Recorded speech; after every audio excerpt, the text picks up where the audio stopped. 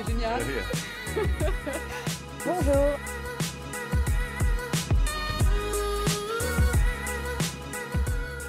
Bonjour à tous, elle avait porté plainte en 2011 contre Dominique Strauss-Kahn pour tentative de viol.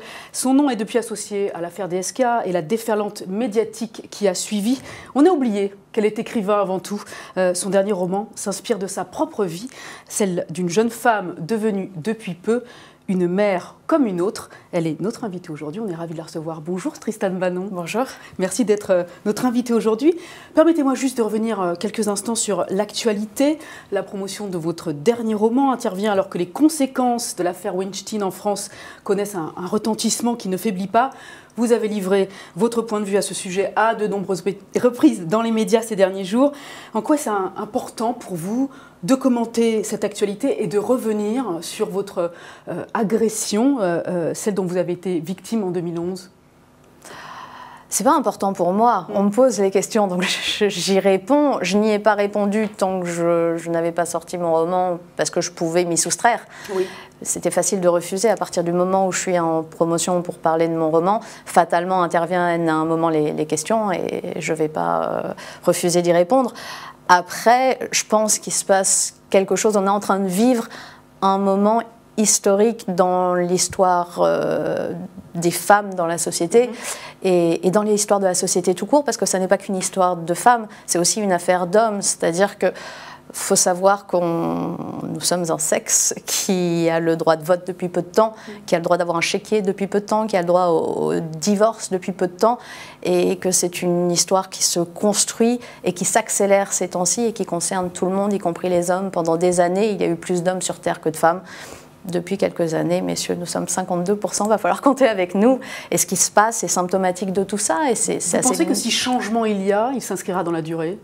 Et définitivement ? Je pense qu'il y avait un avant Weinstein et qu'il y aura un après Weinstein, avec une période intermédiaire pleine d'excès en tout genre, pleine de paroles déplacées et excessives de part et d'autre, pleine d'excès via les réseaux, pleine de lynchage peut-être, et je ne cautionne absolument pas tout ça, mais personne ne le cautionne en réalité. Ça fait partie des débordements possibles au moment d'une vraie révolution, et ça existe et ce serait faux de le nier.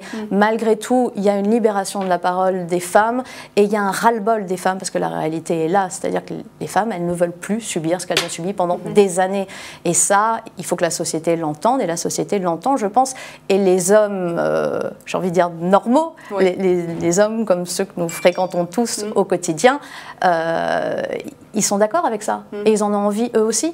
Tout le monde a envie d'une société où chacun est libre de vivre.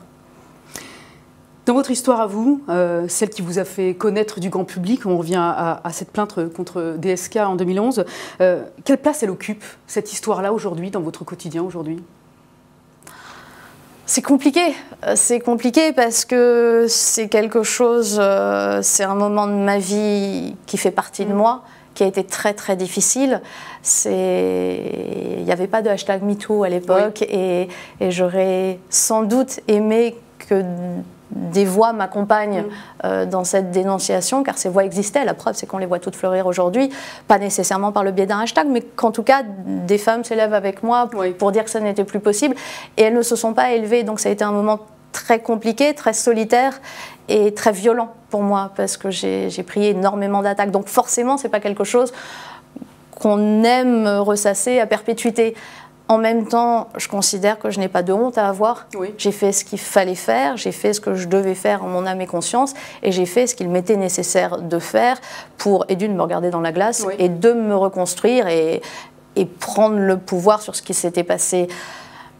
Donc c'est très conflictuel comme sentiment que j'ai par rapport à ça, parce qu'on n'a jamais envie de se le faire ressortir tout le temps. L'actualité vous le resserre, et en même temps, on se dit qu'il n'y a pas à cacher ça sous le tapis, puisqu'il n'y a pas de honte à avoir. Vous pensez un jour qu'on ne vous associera plus à Dominique Strauss-Kahn, qu'on oubliera ce lien-là avec lui, ou vous ne le souhaitez pas finalement ? Ah, je le souhaite. Si, je le souhaite. Maintenant, est-ce que je le souhaite ou est-ce que je le pense? Quelle est la question? Je le souhaite, évidemment. Est-ce que je le pense? Non. Je pense que ça restera toujours, ça planera toujours au-dessus de ma tête. Après, à moi à ajouter derrière tout ça une actualité, des choses que j'aurais faites qui petit à petit recouvriront ça. Oui. Ça sera plus au premier plan. Ça sera plus au premier plan. Ça fait toujours un peu de peine de lire des commentaires de gens qui ont l'impression que j'écris des livres depuis que j'ai dénoncé Dominique Strauss-Kahn. Oui. Je suis auteur depuis quasiment 20 ans. Je n'ai pas attendu de porter plainte contre Dominique Strauss-Kahn. Revenons à votre ouvrage, ce dernier livre, ce 6e roman que vous venez de sortir, Prendre un papa par la main, un roman inspiré de votre propre histoire et celle de votre fille née il y a 2 ans maintenant. Une histoire qui démarre mal. L'homme dont l'héroïne attend un enfant la quitte quelques heures avant la naissance du bébé. Malgré cet abandon, tout va bien se passer, comme vous le répétez souvent dans l'ouvrage. Tel un conte de fées, cette histoire est une réussite sur un échec annoncé, même une victoire sur un destin qui aurait pu être raté. On peut la résumer comme ça, cette histoire ? Oui, c'est un petit côté film américain finalement, tout commence très mal et tout finit très bien. C'est vraiment... c'est la belle histoire, c'est vraiment la belle histoire qui effectivement commence sur un champ de ruines. C'est un bébé qui naît dans le cadre du monde complètement détruit de sa mère. Le géniteur est parti la veille de son arrivée. Elle se retrouve comme ça, petit bébé arrivant avec sa mère qui lui dit d'un air de pas trop y croire, tout va bien se passer, tout va bien se passer. Et évidemment, comment être sûr que tout va bien se passer quand on a un bébé qui arrive et pas de père à la maison? Et ce bébé se dit, pas de problème, je vais trouver un papa. Je vais gérer le truc, je vais trouver un papa, je vais aider maman. Et cette petite fille essaye de ne pas déranger, d'être sage en tout point. Surtout, elle pleure peu, elle se fait discrète. Elle dort énormément, elle fait ses nuits dès la naissance, elle se fait sage et discrète. Et elle cherche un papa, surtout. Elle cherche un papa dans ses journées quotidiennes sont rythmées par la recherche du père.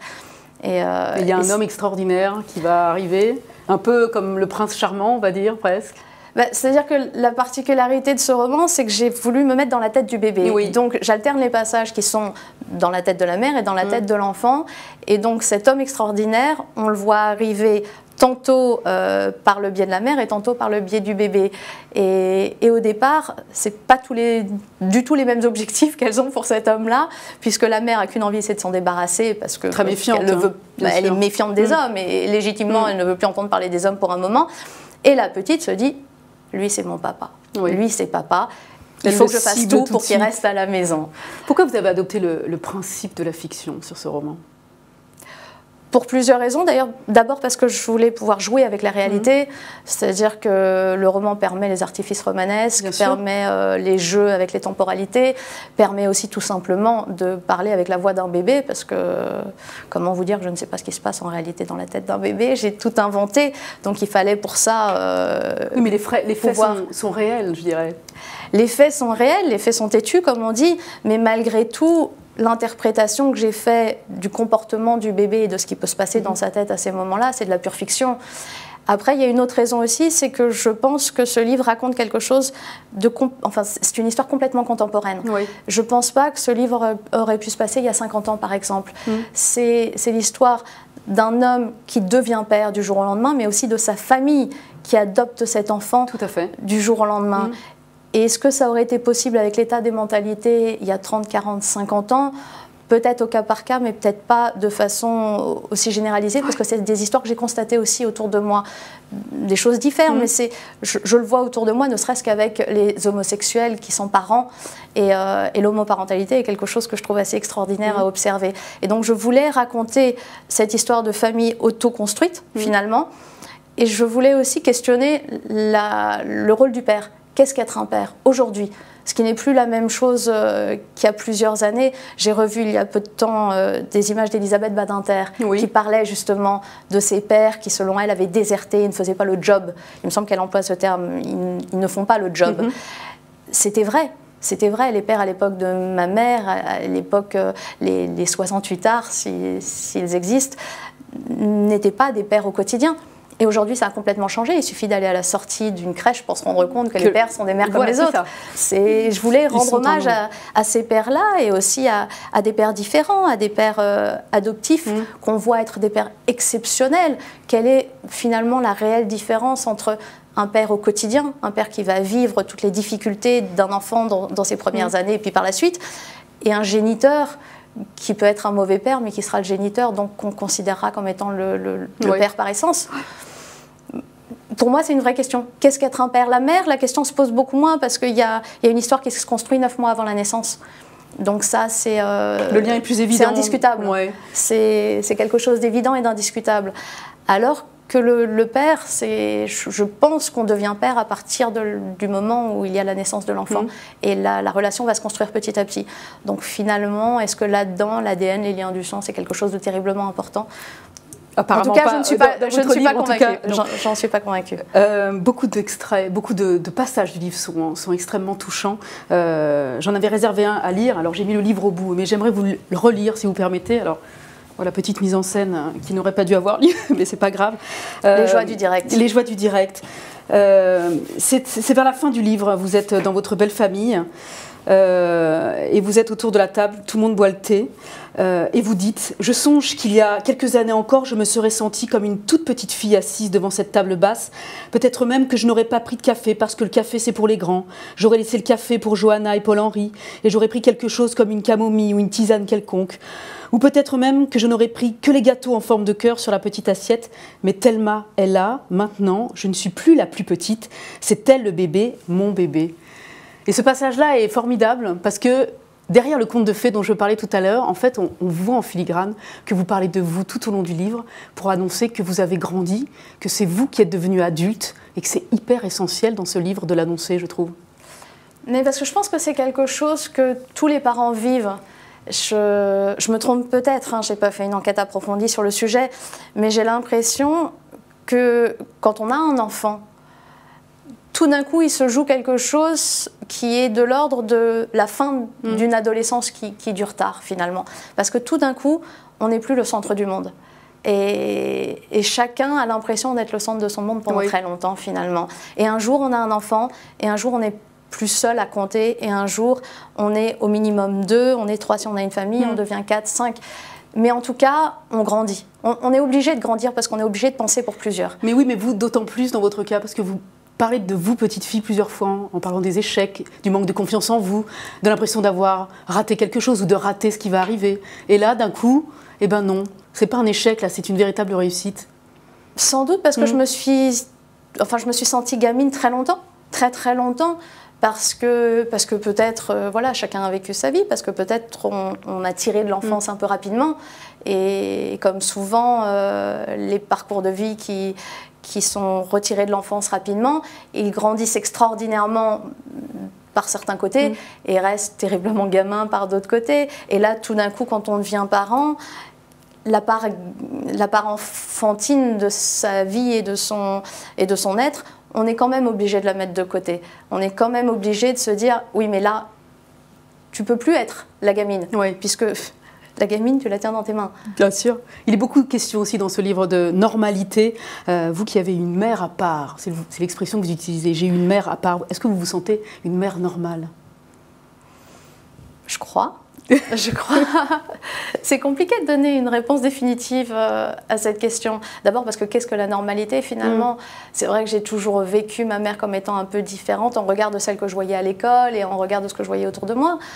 Après, quand on creuse un peu, on découvre que finalement, derrière une apparence de normalité, les mères qu'on voyait avec envie quand on était enfant sont finalement pas si, entre guillemets, normales que ça.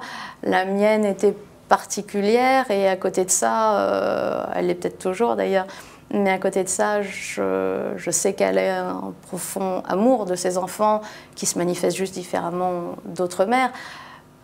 En ce qui me concerne, j'essaye d'être la meilleure mère possible pour ma fille, j'essaye d'être un peu de ce que ma mère m'a appris, qui sans doute protège mieux du monde qui nous entoure que ce que d'autres mères auraient appris à leurs enfants, puisque ma mère a une façon d'élever les enfants qui consiste à les considérer très tôt comme des adultes. C'est vrai avec un regard très distancié. Avec un regard très distancié, avec aucune indulgence, sous prétexte que ses enfants sont ses enfants. Donc c'est vrai que ça vous durcit un peu le cuir, et peut-être que, vu la cruauté du monde, c'est peut-être pas plus mal. Et en même temps, j'essaye de considérer que ma fille est la 7e merveille du monde, parce que ma fille est la 7e merveille du monde. Dans quelle mesure, à propos de cruauté justement du monde dans lequel on vit, dans quelle mesure votre expérience de femme victime d'agression sexuelle, d'une part, et les répercussions de l'affaire Weinstein vont influencer l'éducation de cet enfant justement? C'est malheureux à dire, mais je pense que je vais nécessairement l'élever en lui disant de faire attention. Et c'est tout ce qui est en train de se jouer maintenant dans ce grand changement de société.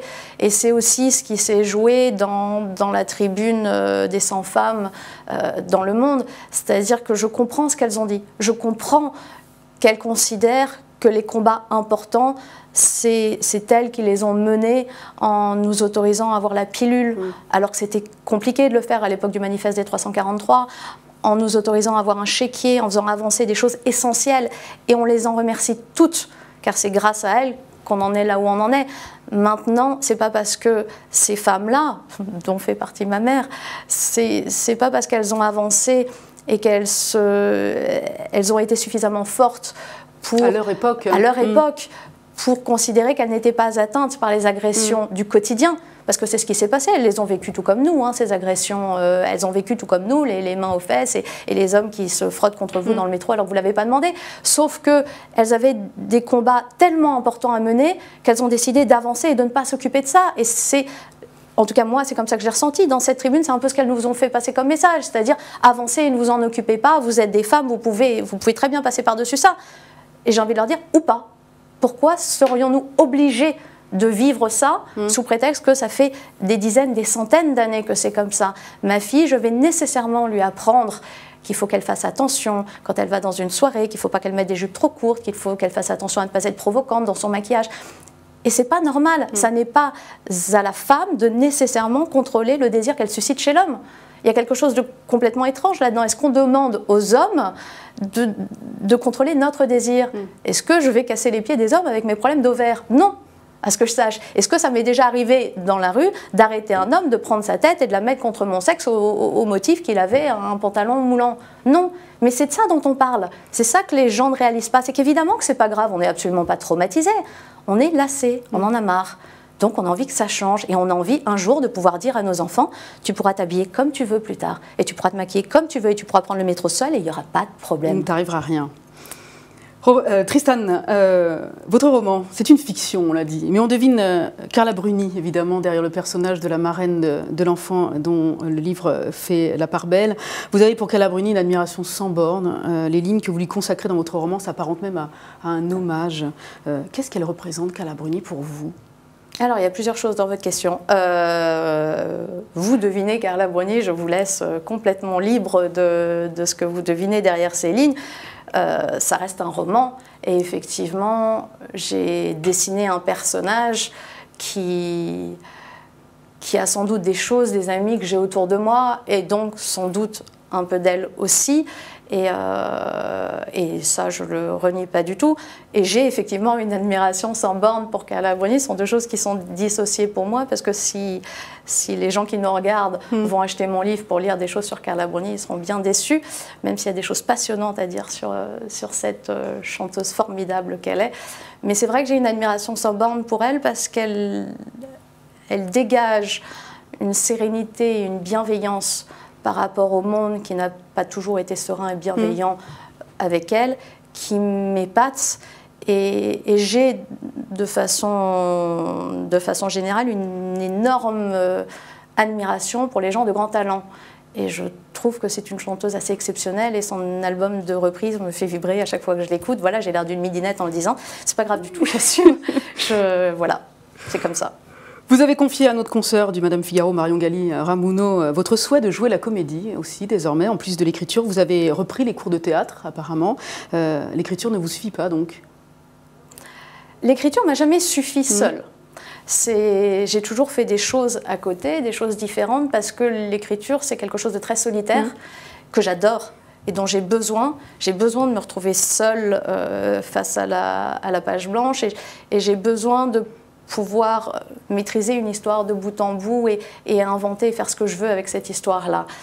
Après, cet exercice seul pourrait facilement me faire devenir totalement neurasthénique si je ne faisais que ça, Parce qu'il m'est arrivé très souvent de rester une semaine entière chez moi sans sortir et sans voir personne, à tel point que j'avais même du mal à parler quand j'en sortais, parce que ça a l'air idiot, mais parler est un exercice quotidien. Et quand on arrête, ça paraît étrange tout d'un coup quand ça reprend.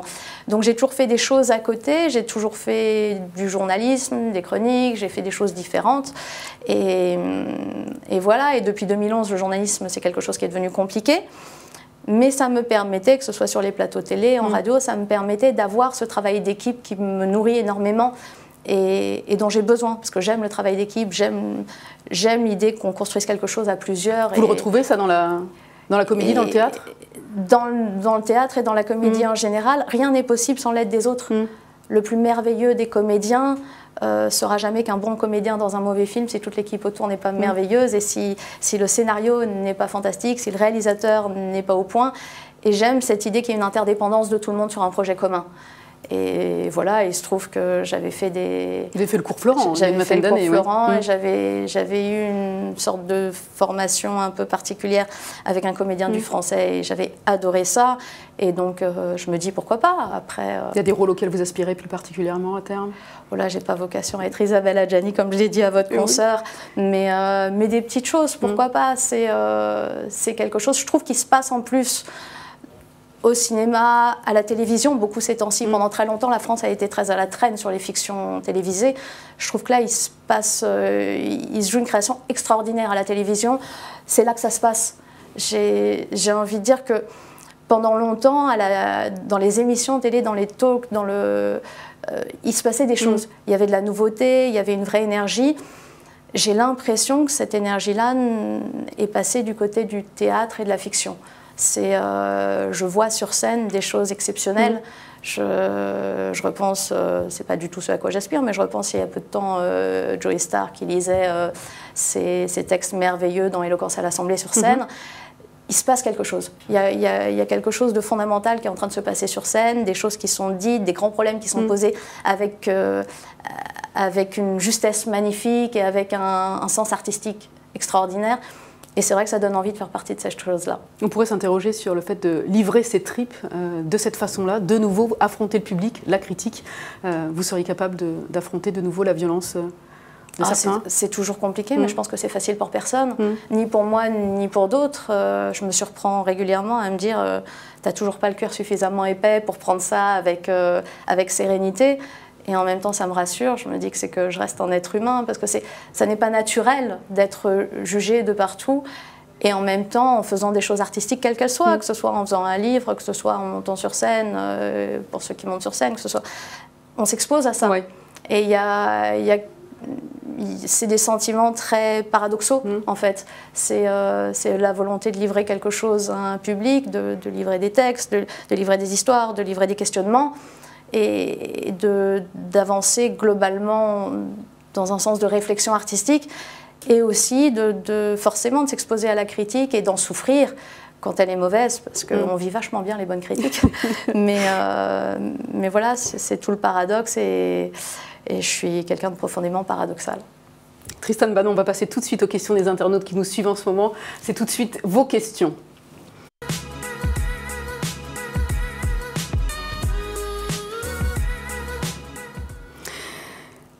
Magali, merci Magali de poser vos questions. Bonjour Tristan, comment vous sentez-vous aujourd'hui? Très bien, merci beaucoup Magali. Très très bien. Y a des commentaires qui ne sont pas très sympathiques, je vais vous les dire quand même. De nombreuses personnes disent dans les commentaires ne pas la croire, qu'elle n'est pas sincère ni crédible. D'autres internautes sont choqués de ces commentaires, donc c'est un peu une joute entre les internautes. Que répondez-vous à effectivement ceux qui vous reprochent cet épisode de 2011, la plainte que vous aviez portée à l'encontre de Dominique Strauss-Kahn? Bienvenue dans ma vie. C'est toute l'histoire, mais pas que de moi qui porte plainte, c'est toute l'histoire de ces femmes qui portent plainte. Ce qui est terriblement compliqué, c'est d'être cru. Puisque de toute façon, c'est très souvent, ça se réduit très souvent à une histoire de parole contre parole, donc de toute façon, très souvent, les deux seules personnes qui savent véritablement ce qui sont passées sont l'accusé et l'accusatrice. Donc à partir de là, tout est possible, il y aura toujours les pour et les contre. Et c'est ce qui est difficile à vivre, c'est ce qui fait que plein de femmes aujourd'hui n'osent pas porter plainte. Parce que elles ont peur de ne pas être crues. Elles ont peur de ne pas être crues, et c'est quelque chose qui est très compliqué à ressentir dans sa chair. C'est-à-dire déjà, il vous arrive quelque chose qui est compliqué à vivre, dont on a du mal à se remettre, dont on se remet, pour répondre à beaucoup de choses qui ont été dites. Évidemment qu'on s'en remet, et heureusement qu'on s'en remet. Mais ce qui est compliqué dans un second temps, c'est d'affronter tous ces gens qui vont vous sommer d'apporter de la crédibilité à ce que vous dites, alors qu'on ne leur doit rien. Oui. C'est peut-être ça que j'ai envie de leur répondre. C'est, vous ne me croyez pas, so what? Je vous dois rien. Je vous dois rien. Moi, je sais ce que je vaux, je sais ce que j'ai dit, et je sais que je peux me regarder tranquillement dans le miroir et avoir mes pieds dans mes bottes sans souci.